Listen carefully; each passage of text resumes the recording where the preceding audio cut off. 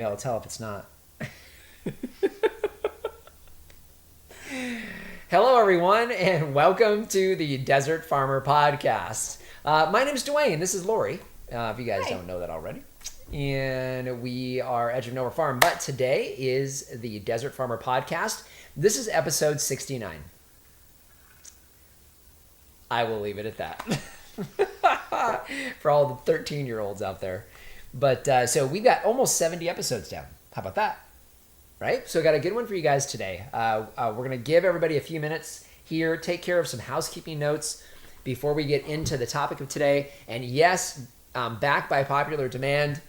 You may not have demanded it, but I'm doing it anyway. I have another PowerPoint for you guys today.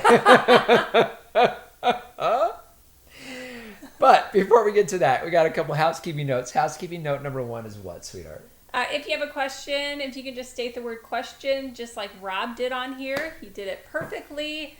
Thank question you, before your question, just so it stands out and I can get to it and not miss it. Yes, and Lori will be down there with you guys in the comment section. She'll be answering those probably from time to time or chiming in with you guys. Keeping an eye on you, moderating everybody, making sure you guys aren't getting too wild. But housekeeping note number two is give us a thumbs up. If you enjoy the content here, especially the podcast, helps us out a lot. If you give us a thumbs up here and into perpetuity, helps people find what we're talking about here. Okay, we have a couple of updates we want to give you guys here today. Probably the biggest and most important update that we've given in months. And that is what? You don't even have the spreadsheet up, do you? You know what? It's actually over there. Technical difficulty. You got it. There you go. You get to bounce back and forth. But, okay. I was like, what? Like, what's so exciting? What is it? We got rain. We got rain. We got rain. So we got legitimate rain. So we've had a little bit of sprinkles here and there. For the most part, all we've had are some dust storms. But we actually put this up on TikTok, and you can see a lot of folks got better footage than I did. But you can see the amount of rainfall in a very short period of time. However, it didn't register any amounts. And I think part of it is because, you know, how those storms come through sometimes, it's blowing sideways. And unless it's coming straight down, it can't get into the rain gauge very good. So I can only assume that. But we did have the all of the rain gutters were pouring down into the swales that we have dug for them. They filled those in. And we did get some actual rainfall. So that was nice. And it cooled it down, right? So I think we've been under 100 degrees for the last several days. Today we're right at 100, so back in the triple digits. But the forecast for next week is hot for the next few days, and then it's going to cool off again. So we're looking forward to the cooler weather because, kind of like our topic today about, you know, do you really want to do this? It's a real question mark when it's this time of year and it's like that outside. And that's true for everyone involved. Farmers, livestock, plants, all of it. So that was great. And then the other update is actually being finished right now, right? So so we got our neighbor Jake, you know, he does our electrical. He's moving. Actually, I guess moved is the right term. But one of his last jobs down here, he snuck us in and he is finishing the outlets and the lighting in the pole barn, right? Which we were talking about that as our last final capital improvement to that pole barn. It is 100% complete, right? As far as capital, there's still a few other things we need to add to it, but as far as capital that we need to put into that building, it's finally done. So, so excited to have that done. Looking forward to tomorrow morning. And again, part of the topic of today, we are out there before the sun comes up to feed everybody, make sure everybody's got water and everybody's comfortable. And we've been using headlamps for the last few weeks to make sure everybody's okay. And we probably still will to get back there, but we'll be able to turn lights on and easily see what we're doing at this point. So that's going to be nice. And then a couple of outlets, right? So we've got some 4 gang, 2 double gang boxes, so 4 outlets in a couple different areas. And we found that that is plenty of juice for us to be able to run a bunch of small things back there as needed. So we got that extended as well. So pretty exciting. Yep. So I know we got Rob jumped on here early. He was on here before we were on here and had a couple of questions. And then we'll get into the topic of the day. I know you guys are looking forward to the PowerPoint. And don't worry if you're on audio only. A lot of you guys listen to this as a podcast.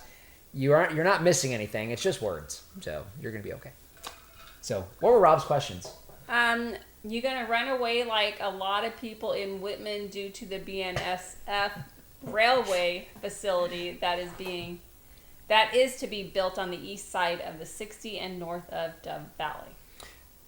Short answer is no. That's not going to scare us away. So it's easy for us to say because that's on the other side of the freeway and it's further down. So it's not something that we will necessarily see. My guess is we will hear it. I would assume we already can kind of hear the trains, but we're about 8 miles west of the 60. It's where the farm is located. So if you guys know this area at all, you have Grand that heads out of town between Surprise and Wickenburg.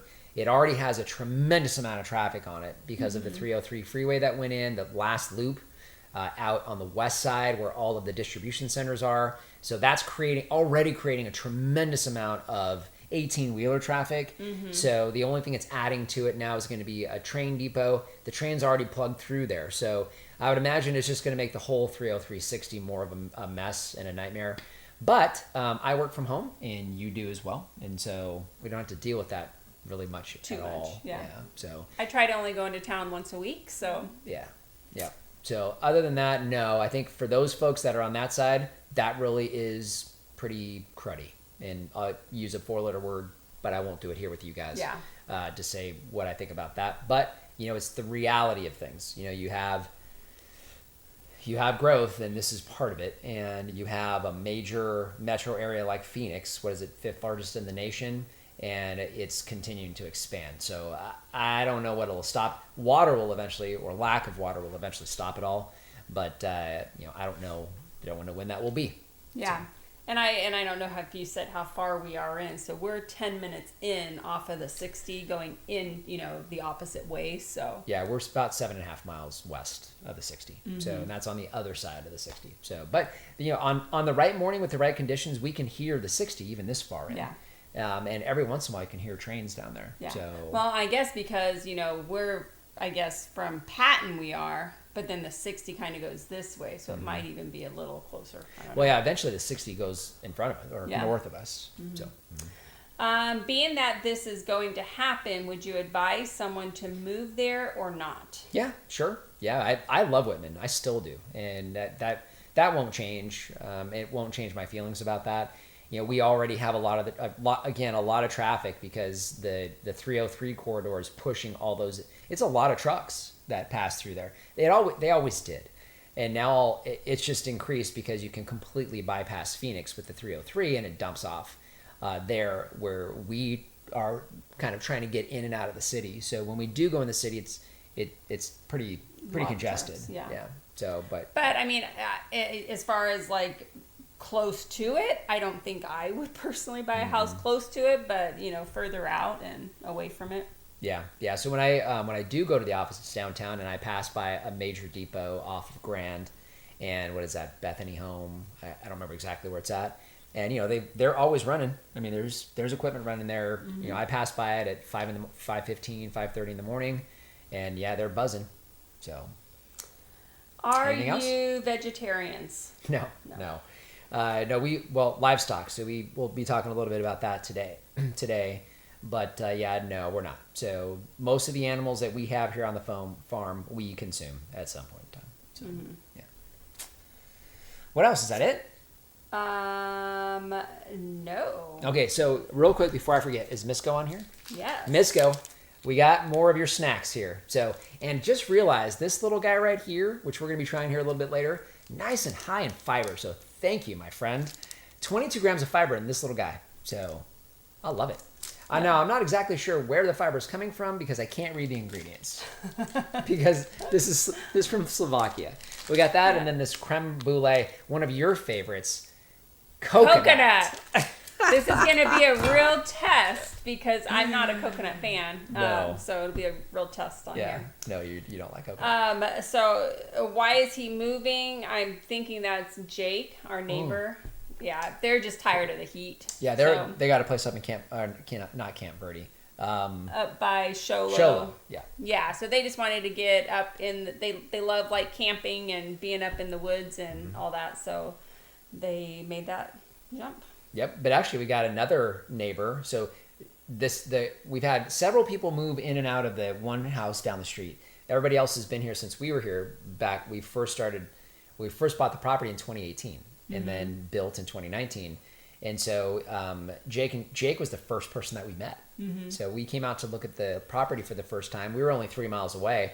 Came out here one evening to look at the property, and Jake met us out there. So so he was our first introduction to this little area.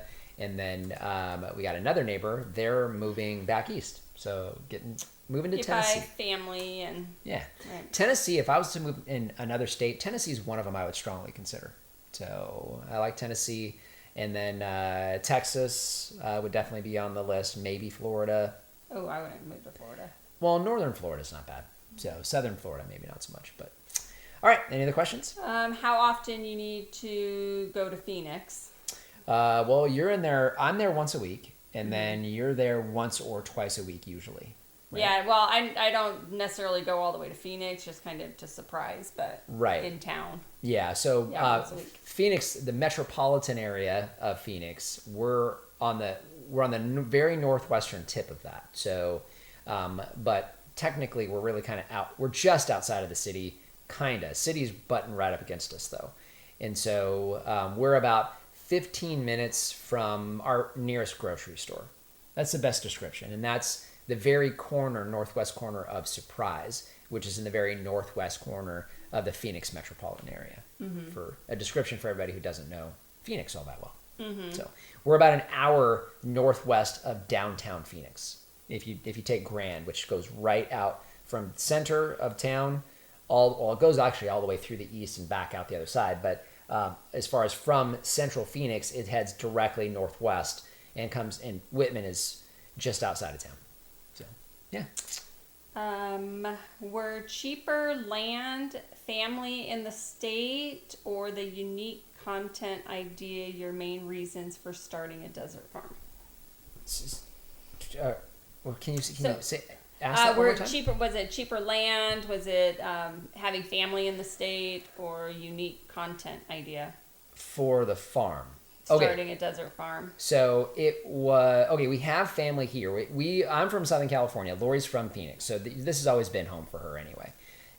For me, we moved into the city when we got here in 1998. So we're pushing 30 years that I've been here. And so, and we lived in the city up until 2014, and we decided that we wanted to be outside of the city because we started planting fruit trees and ran out of space. So we wanted to get outside of the city, not too far, because we have family in the city. We don't want to be too far away. And we didn't have plans really to sell anything when we first moved out. It was just for us. And so what happened was we started raising chickens. People started buying eggs, and then we started meat chickens, and people wanted meat chickens. And so then that just snowballed, because livestock, you do need a bit more land to do it to any significant scale. And so that's where we started thinking about it from a business standpoint. So, but yeah, no, as far as YouTube actually occurred after that. And so, but it was close. They were all kind of in there about the same time. We started YouTube in July of 2017, and we started the business in 2018. So, so they kind of all did happen together. And YouTube has been a really good way for us. It's always been marketing, but it's indirect because we don't sell anything through YouTube, but people find us through YouTube, like all of you guys. And so, and everybody that we got a pretty good, robust email list. And the vast majority of those folks found us through YouTube. And if they didn't find us that way, it was somebody else suggesting us that found us through YouTube. And so it's been a good way for us to do marketing, but it wasn't the reason. It just wound up, we were out here, we're in a desert, and so it's obviously a bit unique for YouTube, maybe too unique, because we don't have a whole lot of folks that watch us after 8 years comparatively, but because it is really kind of a niche kind of thing. So, and I think as far as like starting the farm, it was just more us wanting to grow and raise our own food, including the livestock, and it just kind of forced it into a business, like you said, because people kept asking. Can I buy that? Can I buy that? Yep. So not really. I'm seeing lots of homes for sale there now, and we may be able to afford it. Wouldn't that be great? Me and a wife annoying you all the time.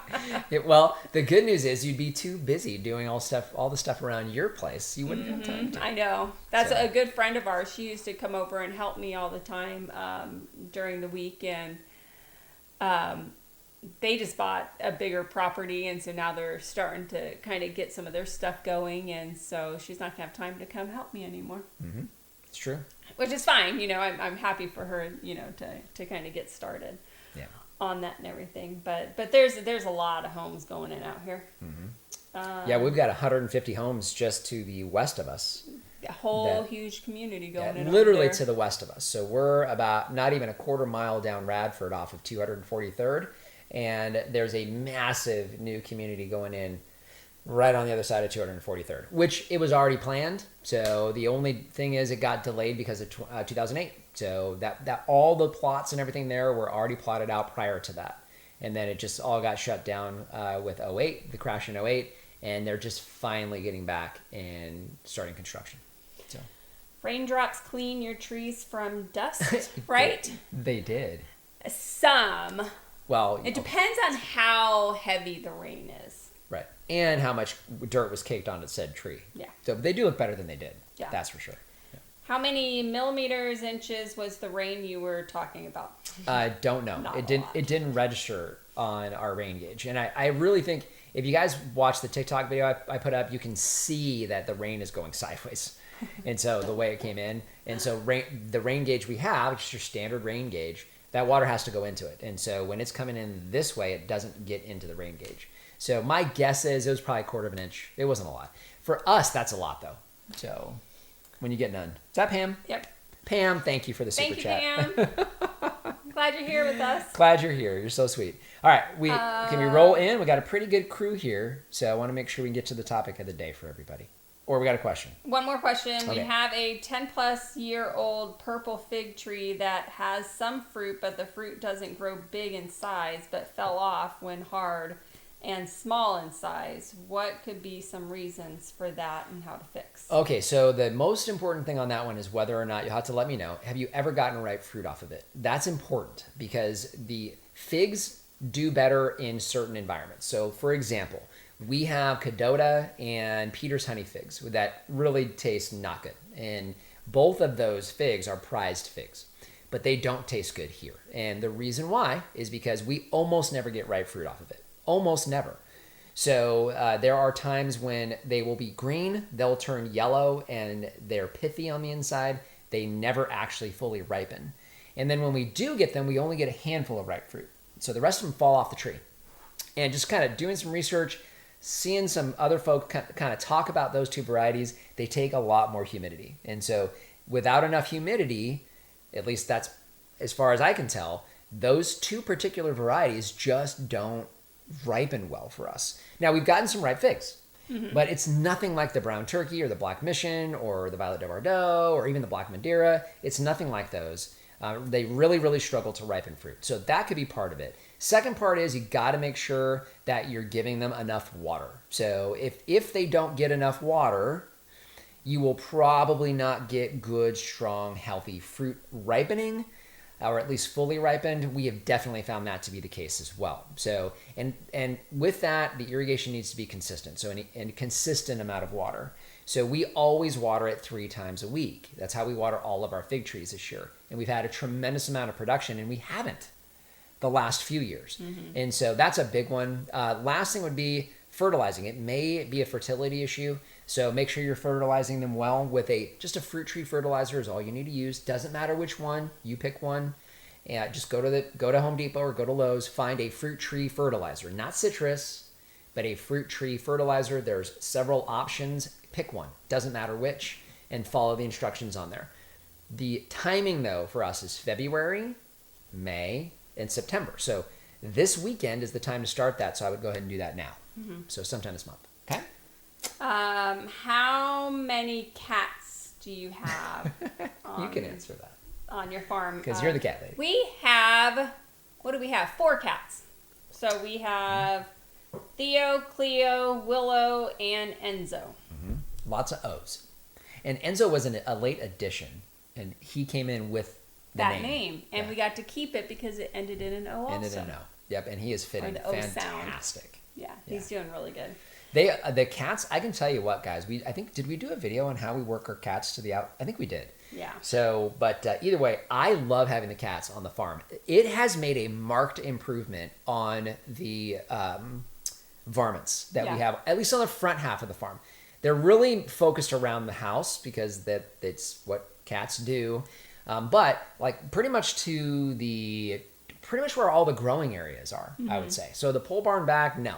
We're already, unless we're back there. Yeah. They're just not back there.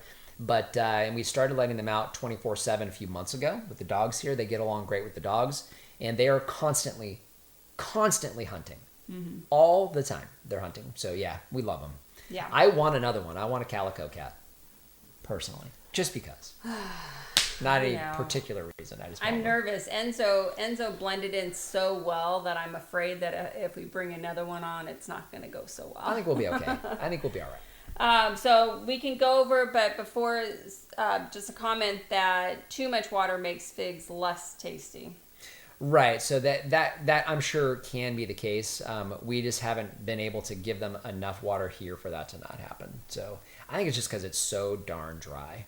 But I'm sure that's the case. More water, so you have more moisture. They're not as it's not as condensed, the sugars.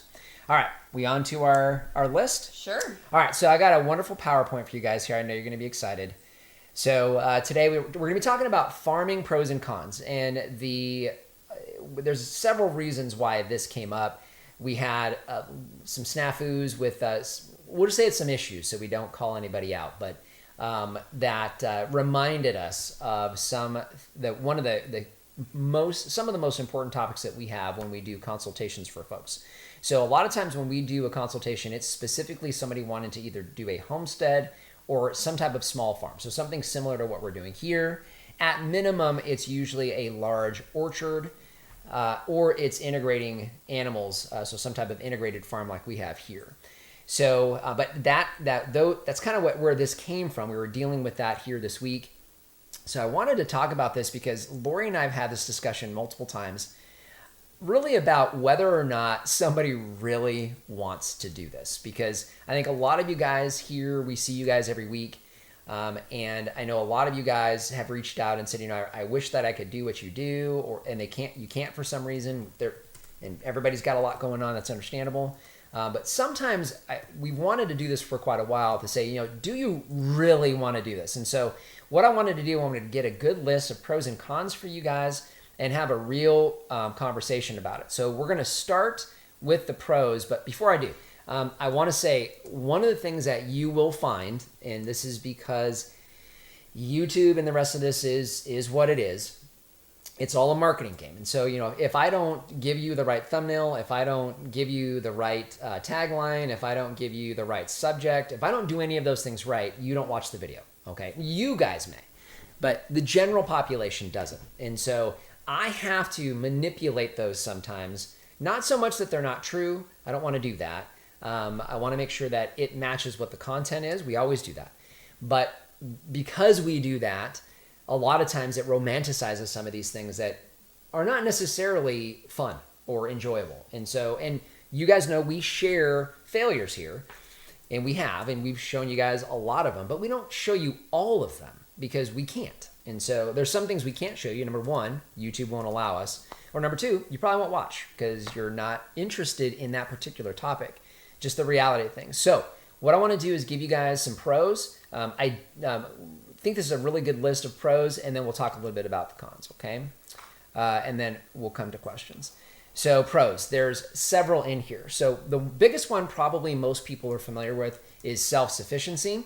So you're producing at least some of your own food, and you're reducing your reliance on stores. Now, we all went through 2020, 21, 22, where we really found out that the grocery stores only have a couple days of supply for all of us. And when things get disrupted, very quickly mayhem can ensue. And, you even talk about this, that you still see shelves that are empty from time to time, right? Well, I feel that, and we don't buy that much from a store, but I feel like every time I go to the grocery store and something on my list, they're out of at the store. Right. It's like every single time I go, there's something that they don't have that's on my list. And I think it's driven us to Amazon for a lot of what we buy. A lot, and that's even more so. Like you would go to whatever Walmart or Target or Best Buy or something looking for something, and you're like, can't find it. Okay, going to Amazon. Yep, yeah. Happens all the time. All the time. So obviously, doing something like this, you're going to have some self-sufficiency in that. Being able to produce some of your own food, definitely one of the pros to that. A healthier lifestyle. So fresher food. You're literally growing it. You know exactly what goes into it. All of these pros are what drove us to do what we're doing. And fresher food, you got outdoor activity and a closer connection to nature, and you really don't have a choice. That'll come up in the cons, but you are literally going to be forced into to manual labor. So even if it's light, even if it's just walking to go get eggs, if it's walking to go let the animals out, if it's walking to go and feed the animals, you're going to have to lift feed. You're going to have to lift bags of feed if you've got livestock. If you don't, at minimum, you're going to be lifting a bag of fertilizer, right? So even if you have your just your orchard, you're going to be doing that as well. So, but in the end, a much healthier lifestyle. One of the major reasons we're out here. Lower living costs, again, long term, because you have a lot of upfront costs. We talked about that last week when we were talking about your funding for your Farming Finance 101, we talked about funding. So outside of funding it, you can definitely see some significant savings. I know for us in particular, Rob asked us earlier if we're vegetarians. We're not. We really have a focus on meat first, vegetables second, fruit third. And that's pretty much everything in our diet. Unless Misco sends us some Mexicas again. But otherwise, it's all whole foods. And a lot of it comes off of the farm. And so it does definitely lower the costs. Yeah, I don't buy meat at the store at all. Not at all. Unless I buy like salmon or something. But unless we can't raise it or grow it. And at this point, we pretty much do raise it. And we eat what we grow. So, Or raise. Mm-hmm. Yep. Wrong button, Dwayne. There we go. So next one, simplicity and freedom. So less tied to the modern consumer system. That obviously is a varying pro for some people. I know for me, I don't really look at it that way, but I know some people do. I think simplicity, we were just talking about this the other evening. We were sitting watching the sunset and, actually had we have a little bit of downtime in the week right before we go to bed.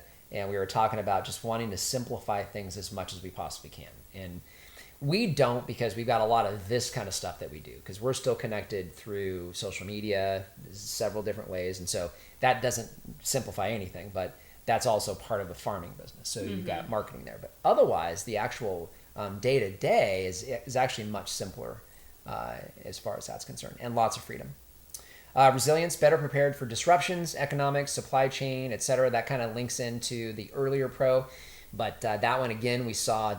When we started this farm, we moved on to this farm from the old one in October of 2019, right? So everybody knows what happened basically then, right? And then into 2020, our most productive year was 2020. So we got more done in 2020 than we've ever gotten done. Not just on the farm, period. I've never been more productive in my life. I mean, we did everything as far as the startup, and the major infrastructure all happened in 2020. And so, but once that was there, we had all those issues in 2021, 2022. We experienced far less of those being out here because, again, we raise our own livestock. We've got our own food out here. We were already starting to produce that. And so we saw that we had some resilience there. And you do. Satisfaction and fulfillment, personal reward in working your land and providing for yourself. I personally love that aspect of being and working on the farm, because no matter what you do, we're out there every day. We always get something accomplished. And so we talk about this each weekend. We have a plan and we walk outside, and it's kind of like Tyson said, everybody's got a plan until you get punched in the face. And man, this time of year, you get smacked with the heat, and you're just like, I don't want to be out here. But you push through it, you get it done, and there is a lot of reward and satisfaction. And you see that, especially 5 years in, to step back. I look at the drone footage that we shoot, and I just like, it boggles my mind. It's like, okay, this literally, nothing was here in 2018. Nothing was here. There was one track that ran through the property that people used to run quads down, and they didn't even do that all the time because it wasn't a well-used one. But to see all of that, it's very satisfying, and it definitely gives you some fulfillment. Potential income. This is you can generate revenue if you run things efficiently, and I really kind of worded that wrong. You can generate profit if you run things efficiently. Revenue is, if you guys know from an accounting standpoint, that's just the total amount of money that you bring in, but you have costs behind it. And so I really should have worded that differently. It's more profit, but you can have some income if you do things efficiently. And you price them right. There's a lot of things. We'll table a lot of this for the next farm finance discussion. We start talking about profit and how to revenue versus profit and some of these other things. But if you do it correctly and you're efficient, you can have some potential income. And community. So connection to the surrounding community, and you find your people. I think that's one of the things that I always love about farm tours. We've got one coming up in October. I was going to say we're in September, but we're not. It's still August. Yep. October 25th, I think, is when we're going to do our next farm. That is the plan. So we'll announce that through the email list here shortly, probably in the next week or two. I guess it'll be a couple weeks before we announce it. Yeah, probably beginning of October. We wait until it's closer to, because everybody forgets. We don't want people forgetting. But one of the things we've found very early on, we started doing these farm tours in 2020. And again, back to, we all know what was going on in 2020. And what was wonderful was the farm tour in the fall of 2020. But we didn't do one in the spring because we were in the middle of setting everything up. But I think we did our first farm tour that fall. It was either that fall or it was the spring of 2021. Either way, we were in the middle of all the nonsense. And what was amazing was the turnout was fantastic. And all the different people that were there. And, I had some folks that had their masks on. They were, wanting to be, a little bit separate, but everybody was outside. And so, you didn't have a lot of those concerns that most folks had at that point, with being in a confined space. We're outside, you're breathing fresh air, all of the things that are wonderful about a farm and what we do out here. And you really realize very, very quickly that you find your people. And every time we have a farm tour, it amazes me. You have every walk of life. And we've had people from outside the country come and visit. We've had definitely people outside of the state, people from all over the state, all walks of life. I mean, if you look out at the vehicles that are parked, you've got the old beater where you're like, okay, how did that get here? And you've got the Tesla right next to it, right? And then everything in between. But when everybody comes here, nobody argues, nobody gets frustrated. It's just everybody gets along, and you really, really do. As Rodney King said, "Can everybody just to get along?" I guess everybody needed a farm. You just needed to go to a farm or a garden. But then contribution to society. You're producing food to feed others. So especially if you take it beyond just the homestead, I will tell you, if your plan is to grow enough food for yourself, you'll wind up with excess no matter what you do, and at minimum, you'll be sharing that excess with friends and family and neighbors. And so you're providing something that they cannot get anywhere else, period. Because the most healthy food you can possibly consume is the one that is right here, because it is in your environment. And so it really truly is the most healing food, the healing thing you can put into your body, and you're sharing that with the people around you. So, that is definitely a major contribution to society. And I think that's it for my pros. So that's my list. Here, I need to take a drink. You want to read that list off one more time to everybody? Oh, read it off? Yeah, could you? Can you see it? Self-sufficiency, healthier lifestyle, lower living costs, long-term, simplicity and freedom, resilience, satisfaction and fulfillment, potential income, community, and contribution to society. And then I'm just going to add one in. from Pam, a sense of closeness to God, a feeling I am actually helping the planet instead of just taking from the planet. Fantastic. Yeah. So, and then, obviously a lot of things there, satisfaction, fulfillment, a contribution to society, all of those things as well. And I agree. I think, we're Bible believers. And so, we don't talk about that here a lot, but we are. And the reality of seeing, I think the one thing that we see the one thing that I see the most, well, there's so many things that make things complicated. Like, how do you possibly get a fruit from a tree to begin with? But how do you get the fruit? Well, you get the fruit because a bee or some other insect or some other animal goes over and touches it, and then goes and touches another one. And because those two touched, a fruit happens. I mean, come on, guys. How? Really? I mean, really? And we see that all the time. I mean, fascinating. It is. New life with, we just had goat births, and you're looking at that, you're like, how? And so you see real life every single day. Every single day you see real life. And you're confronted with it. We lose animals here. So you're literally confronted with life and death here. But it is real. It's real. It's not fake. It's real life, and it literally, you get to watch God do what God does, and you are just there to help facilitate it. Yeah. That's all you're doing. Great one, Pam. I agree completely. Okay, so now let's get into the nitty-gritty. So this is really kind of what drove us here, because we wanted to make sure we were being brutally honest, and we are about to be brutally honest with you guys when it comes to the reality of being on a farm. And how could you talk about a farm and not talk about this? It is labor intensive. It is a lot of physical work. So planting, harvesting, animal care, moving feed, doing chores, pulling out dead trees, moving said dead trees across the farm. It is constant, and it never ends. Now, that's a pro. I look at that as a pro, but sometimes I don't. Like, my back's been hurting me for a few weeks. I threw my back out, and it's not right now. But guess what? Every day, we're out there every day. And so, I'm still slinging a 50-pound bag of feed, gingerly, but slinging it nonetheless, because it has to happen, and it is going to be labor intensive. Now, there's degrees of this, right? So we chose it to be a bit more labor intensive. So you could definitely do a lot more. We have some automation here that helps us with that. So it's not quite as labor intensive day to day. But there's something physical to do every single day. Even if it's just walking out there to collect eggs, you're going to go outside no matter what the temperature is.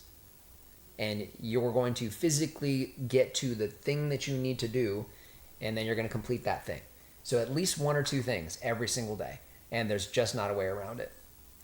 A steep learning curve. So gardening, preserving, animal care, repairs, you can have very costly mistakes when and if you make them, and you will make them, but it is a very steep learning curve. And I want to pause on this for a second. One of the things that we have seen, and that when we're doing our consultations, we advise against, is most of us were not born into this. So you come into this with maybe a certain skill set, or maybe there's one thing that you might know well or know something about. But to do this, you need to learn so many different things. I never thought I would weld anything together. That was never even on my mind. And I am horrible at it. But I can make two pieces of metal stick together. So it's not going to look pretty. But it's going to look horrible. But said two pieces of metal are going to stay stuck together. At least they should. So, but I never thought I would learn that. It was never on my agenda to learn that. But I had to do it. It was something that I had to do. So you are going to learn these things, but the learning curve is steep. And there's so many things that we still don't know. And so one of the things that we always advise when we're talking to folks is you've got to make sure that you don't take on more than you can chew, because it's very easy to do. In fact, we're following our advice as best we can. We still got too far. We're going to talk about it here in just a minute. But that learning curve is steep. And if you take on too much at once, it will completely overwhelm you and you will burn out. You will quit. And we've seen it happen. We've got folks that we know, friends of the farm, that no longer do this. And they started to. Varying degrees of starting. They started to. And they're no longer doing it. Some of them have lost relationships because of it. So it's a very steep learning curve, and you need to make sure you're taking baby chunks. Because if you don't, it'll get out of hand and overwhelming very, very quickly. So limited income. If you guys think you're going to get rich doing this, you're wrong. So, unless you turn into a YouTube superstar, and then you're a YouTuber, you're not a farmer, although the two can go together. But other than that, it's going to be a pretty limited income. So homesteading is usually isn't designed for profit. You're just trying to break even, lower your costs and things like that is kind of the definition of homesteading. And farming is usually a very low margin. So we talked a little bit about this in our farming when we're talking about farming and finance. But margins are low, and especially for certain types of things. And that's just the food economy in the United States, and what people expect is very, very cheap food, and they get it. They get it. They get very, very cheap food. We don't have cheap food here, and I'm not interested in cheap food, but most people are. The vast majority of people that we know and meet would never buy from us. Yeah. They wouldn't, because what we raise is not cheap. Yeah. I mean, it's not, and it's because we put a lot into it. It's not the same. But because people are used to cheap food, we have to be cognizant of that too when we're pricing things. The reality is, I would love to run 50 margin on everything we sell. Can't do it. So we simply can't do it.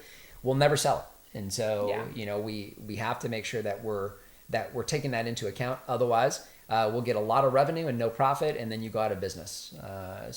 And it is tough.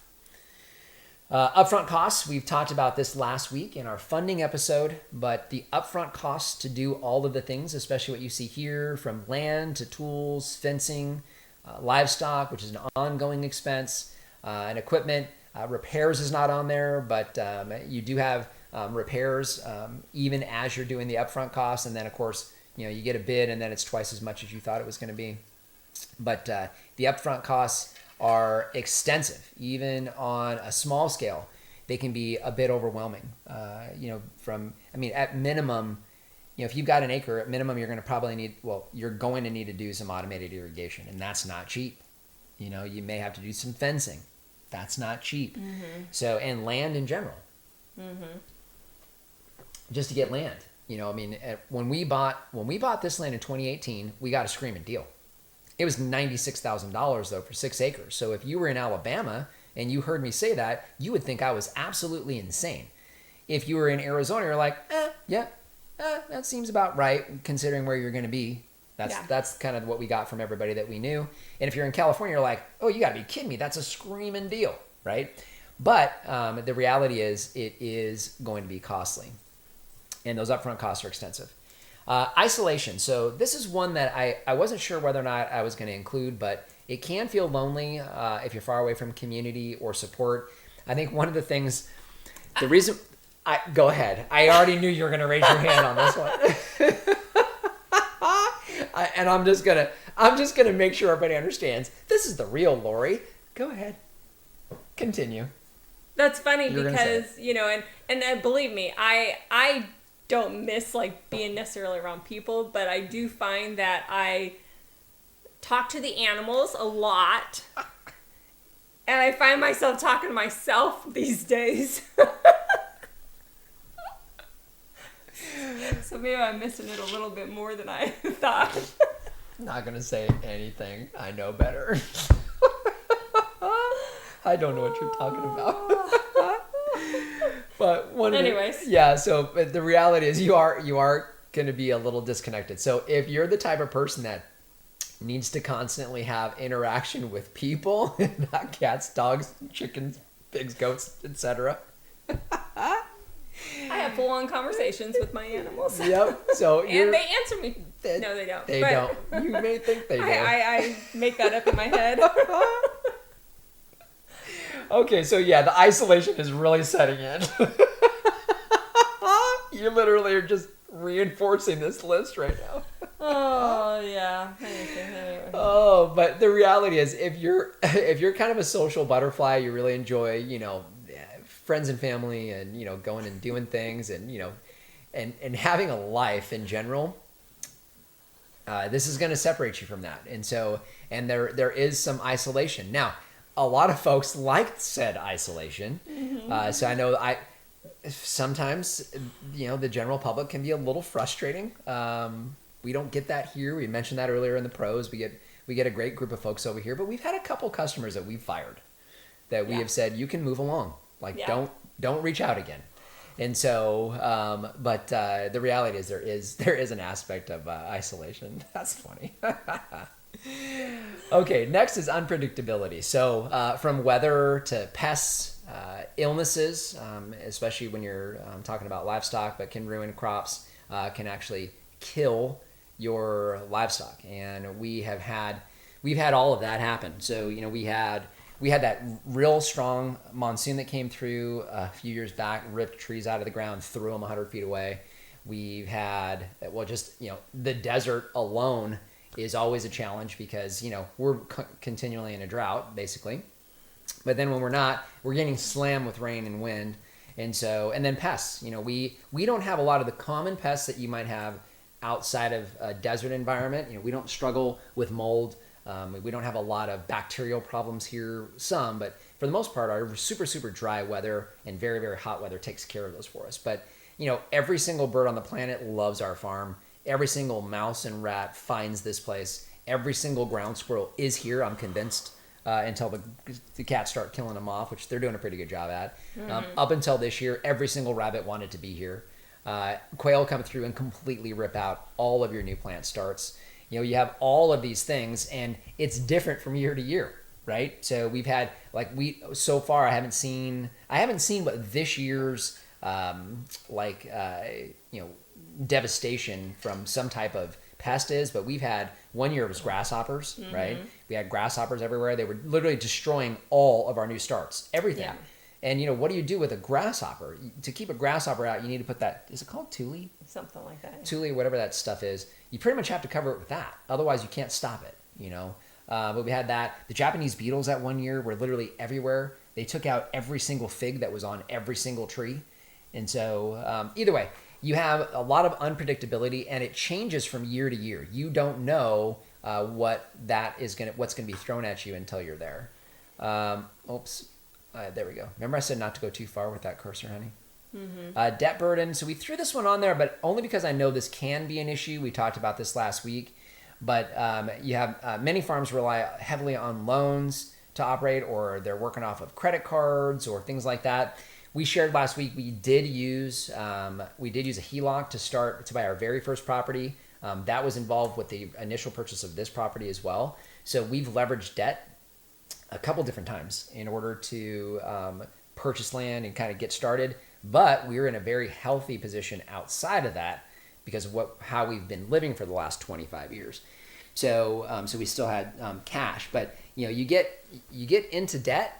If you're in debt to start, and then you jump into this and you start dealing with all the things that we're talking about here with your startup costs and everything else, you can very, very quickly completely go broke and lose absolutely everything.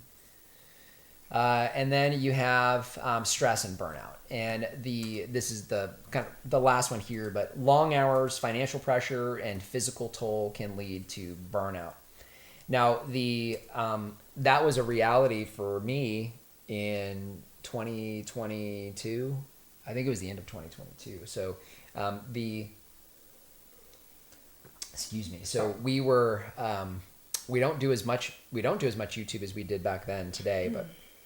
I did all the editing. I was trying to do too much, and we had just gotten through the startup of the farm and some of these other things, and had way too many things going on at once.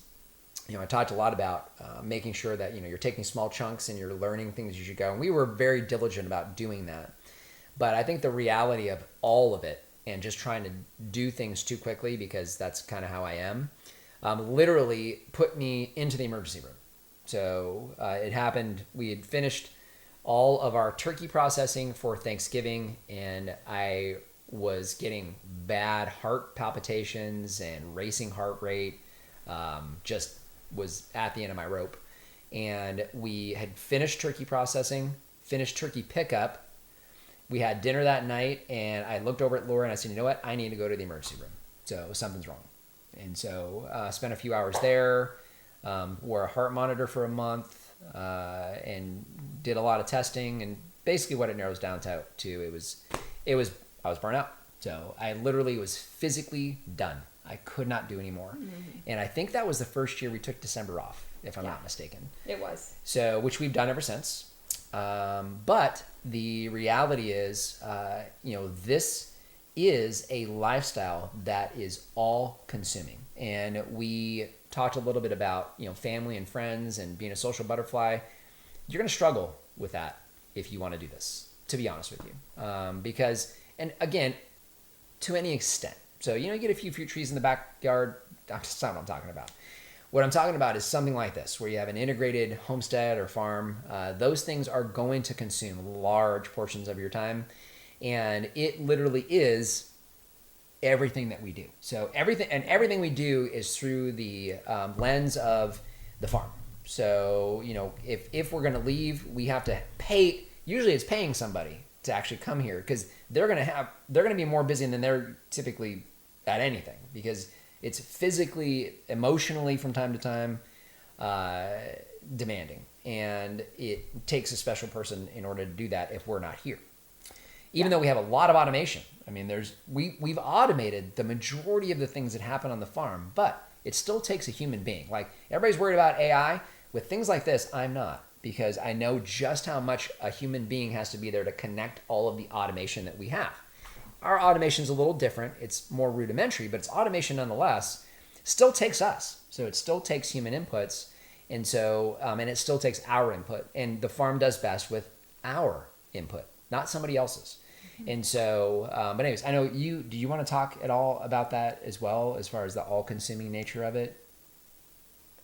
I don't get a day off at all. So I literally every single day. And so, like Dwayne said, when we want to go somewhere, we have to make sure that we're covering. And a lot of you out there do the same thing, whether it's, if you have even if it's just a dog, you have to make sure your dog is cared for. But I don't have a day off. No. I don't get, weekends off.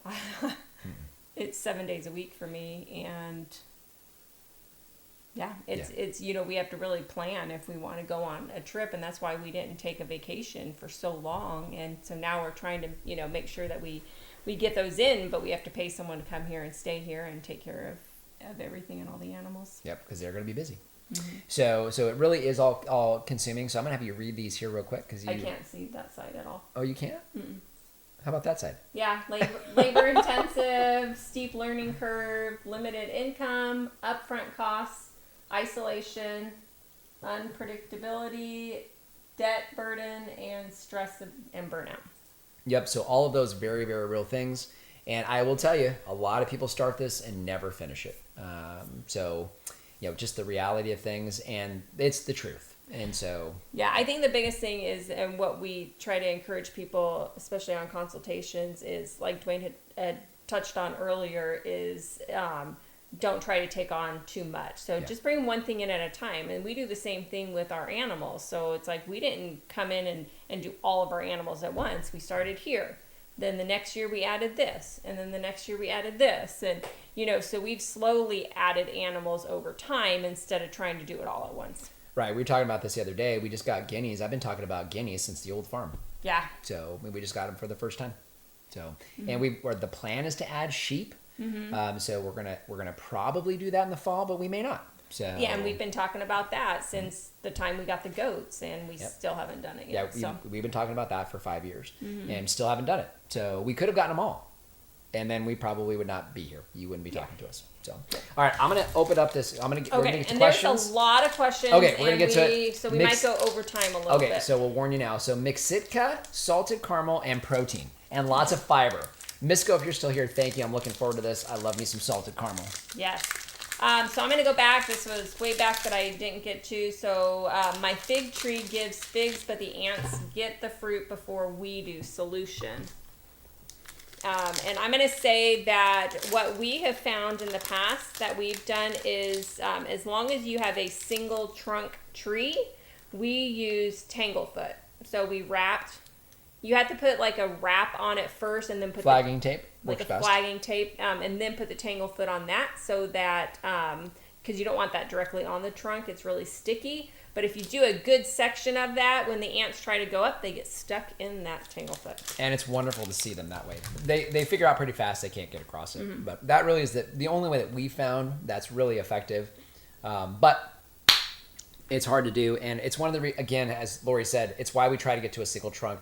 I think we will be to the point now where we'll be on a single trunk all the way right? Because isn't the Olympia the only multi-trunk we have now? I'm not sure, but either way. All right, what else? As long as we trim all the suckers that keep coming up. Yeah. Do you like more Coca-Cola or Pepsi? Which I told him that we don't drink soda. He said, I know, but we were always more of a Coke. I'm a Dr. Pepper fan. Does that count? Yeah. But we did rum and Coke back in the days that we did rum and Coke. Mm-hmm. I grew up drinking Pepsi, but yeah, I like Coke. It's I think it's a little less sweet, but it doesn't matter. It's all loaded with sugar. Yeah. Does Dwayne need glasses? Do I need glasses? Mm-hmm. I have readers, so he does wear readers. Yeah, I can see fine this way. So, but yeah, I have readers. They're not bad. My readers are like a 1 or 1.5, something like that. But I got my eyes checked. They were fine. I had a very, very slight astigmatism in one of the two. Otherwise, my vision was fine. Besides needing readers, which that's just old people do. Getting old. Mm-hmm. Yep. This is hard labor. How many years do you think you can keep this up? I hope as long as possible. So one of the reasons that we're here is the physical labor part of it. I want that in my life because I know how important that is to your physical health and longevity. Averages, right? We don't know. But I'm a cancer survivor. So I'm a 32-year cancer survivor. So I've got to do everything I can to make sure that I stay ahead of that. I'm not even supposed to be here. So I don't take life for granted. I was 19 years old. I'm 52 years old right now. Between those two things has been an amazing life for me. And so, but I know how important physical activity is. That's extremely important. I watched my grandpa outlive my dad by 21 years. And it was moving out of the city, moving onto a piece of property. Sound familiar? Being physically active his whole life. Sound familiar? And he worked a very, very large garden that got smaller and smaller as he's got older and older. And it wasn't until he was in his late 90s that he finally hung up the spade. He always had a spade, the pointed shovels.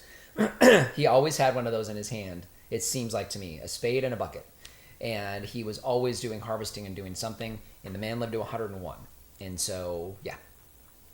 Is there one automated piece of equipment that you would like to have that would impact your time in a positive way on the farm? More irrigation. Not enough. We don't have enough irrigation.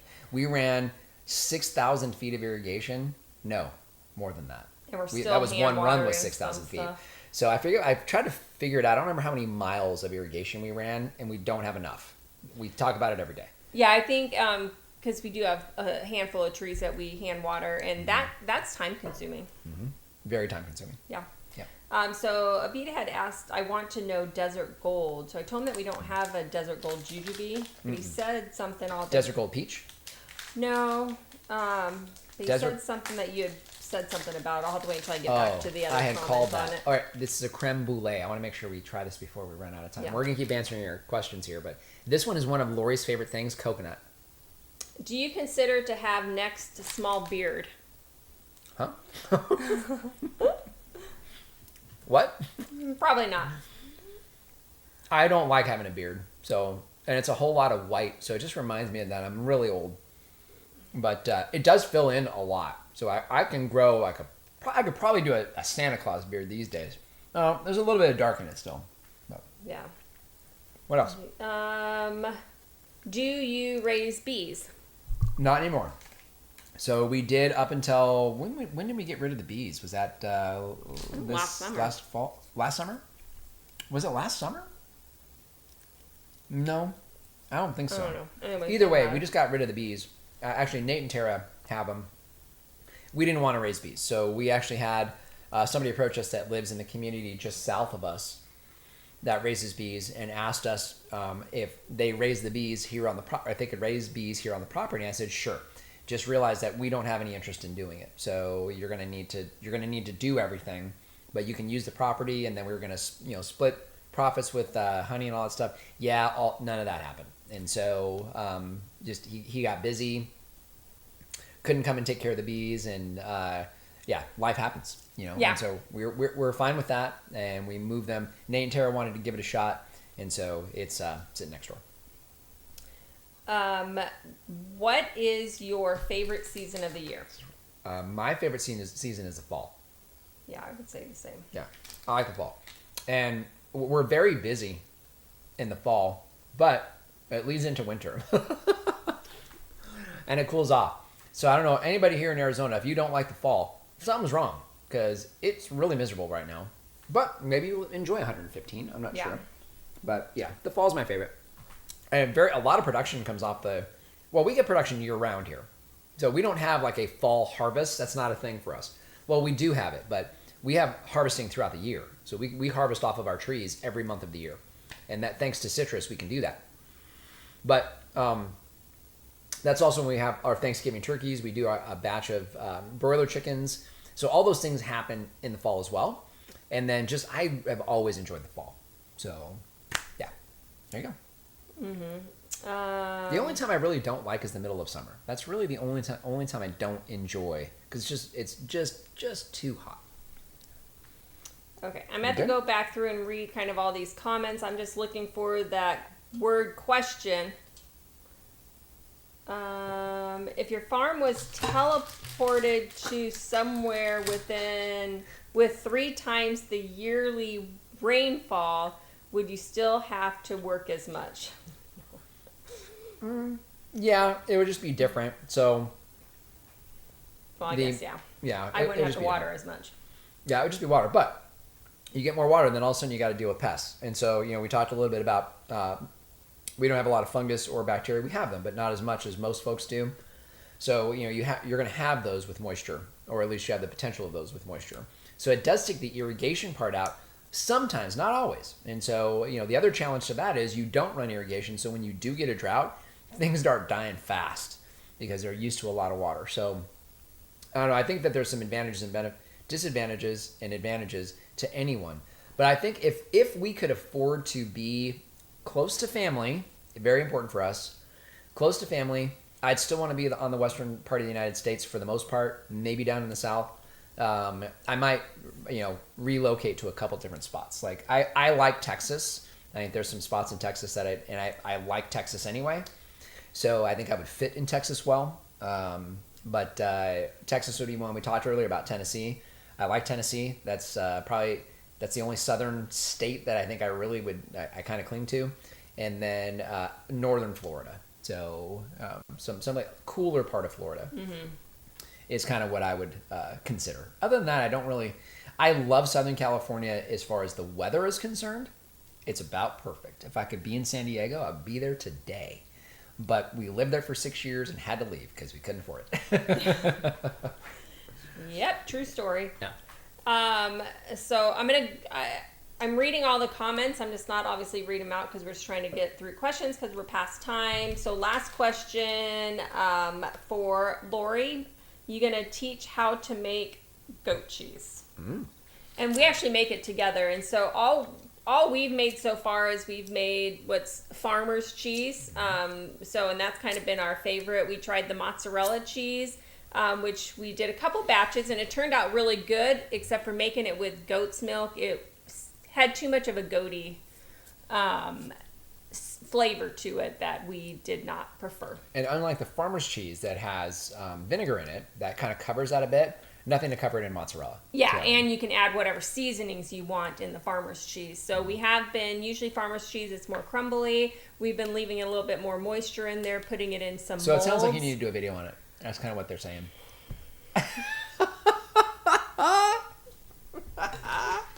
These are all visual learners out here. So that's why they're on YouTube.